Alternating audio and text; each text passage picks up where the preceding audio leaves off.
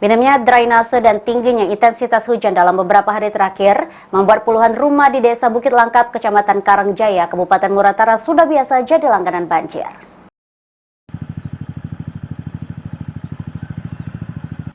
Beginilah suasana Desa Bukit Langkap, Kecamatan Karangjaya, Kabupaten Muratara, salah satu desa yang menjadi langganan banjir di saat hujan lebat melanda.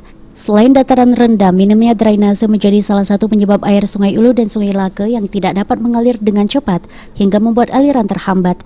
Jumaidin, warga desa setempat, mengatakan banjir ini bukan kali ini saja terjadi, dalam setahun bisa mencapai 10 kali terjadi banjir, bahkan ada lebih parah lagi sebelumnya.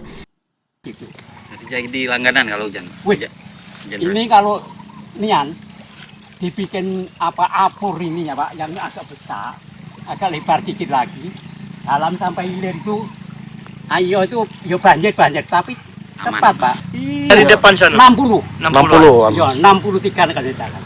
Rumah terendam. Iya, yang terendam nian itu di situ sama yang sebelah sini. Aju Pak. Warga berharap pemerintah bisa membangun drainase di sepanjang jalan desanya, sehingga jika terjadi banjir maka bisa cepat surut. Adi Arianza, PAL TV.